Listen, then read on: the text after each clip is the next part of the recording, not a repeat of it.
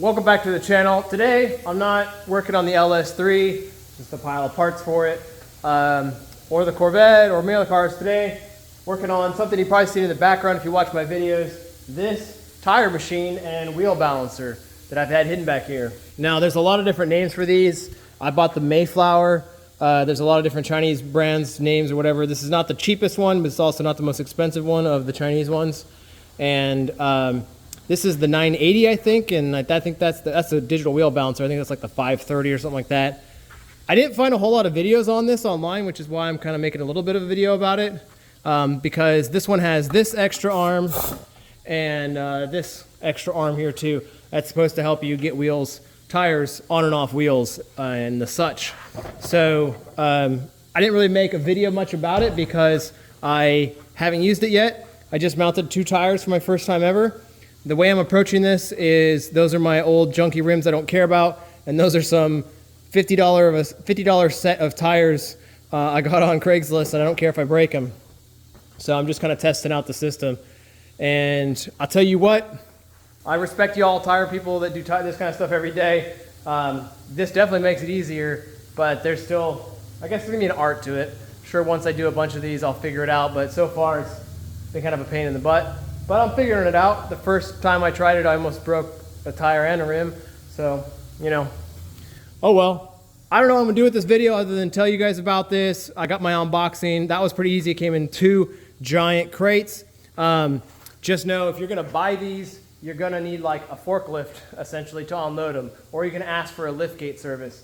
This thing is heavy, and I'm used to moving big heavy things, but this thing is a massive pain in the butt, especially assembling it. It comes like this whole bottom part here. This whole bottom part is gonna be one piece. This arm, that big back part's another piece. This is another piece. These are all other pieces. You gotta bolt them all together, put them all in, and it's very heavy. Like if you didn't have 2 strong people, it's really hard to just get that in there and then get that on there. Well, it's a pain. I use my little shop crane, my engine hoist here, and that's how I did it. And I bought forks for the front of my tractor bucket so I can get the pallet. It was 2 big pallets. This is a giant box, like a big crate, and that one was a big crate. Both of them, like I said, heavy. That one pretty much comes looking just like that in a box. Not much assembly. This thing, lots of assembly. So be prepared for that. Gonna need a decent air compressor to push enough pressure or power, because some of the functions like locking the wheel on the blade, that's all air function. The assists are all air. When I say air, the pneumatic is the technical term. And then this thing to break the bead on the side is all pneumatic. And then obviously to air up the tire, that's pneumatic. So you need a decent sized air compressor. And not just that, you're gonna need like a 15 to 20 amp circuit to run this motor.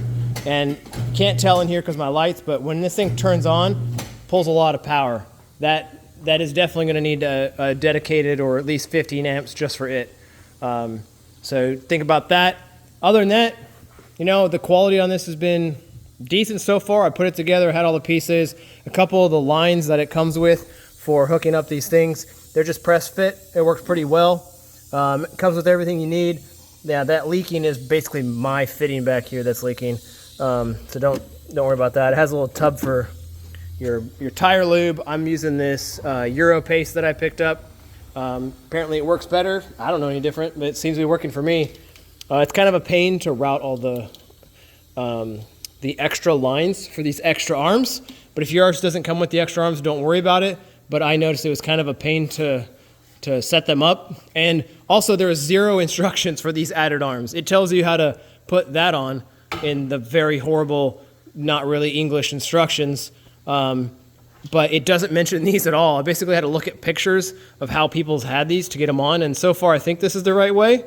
Have this arm in. It needs to be able to start and stop so you can get the, you know, let me see if I can, that's not all the way down, but you know, you can get the duck head close to the tire, and then it locks into place. That's where it needs to be. You know, you can adjust that there. And then for these, this is kind of the right place in general to have it, because, you know, you can put that down to push the tire so you don't have to hold it the whole time to get it to slide on easily. And you can also use this one as an extra arm. So that does make it nice. That's why I got it. You know, save my back and everything, trying to make this thing work. But yeah, mounted those 2 tires. I watched a couple YouTube videos and it seemed to work.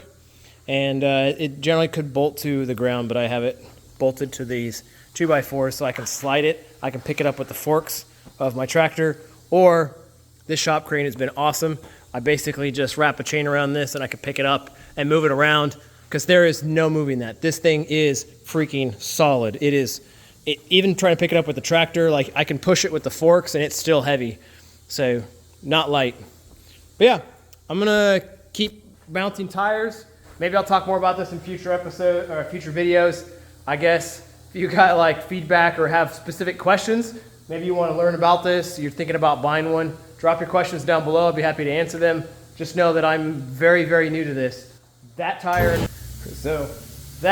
and one other are the first ones that I've mounted. So, you know, I don't know all the answers, but I can answer some, at least about the basics about this thing. And as I learn more, I can post more. So leave your questions and comments down below. Anyway, I'm gonna mount these. I've got 2 trailers and 8 sets of tires to mount and all that. So we'll see how that works. So maybe I'll take a little time lapse and put that here so you can see that process while I'm talking. But yeah, that's it. Thanks for watching. Hit subscribe, be my co-driver. Get some more updates about this thing at some point. And if you're interested in my LS3 stroker build for my Corvette, or the GTI that's right on the other side of the camera, or my Audi RS5, all that good stuff, you know, hit subscribe and come along for the ride. See you in the next one. Peace.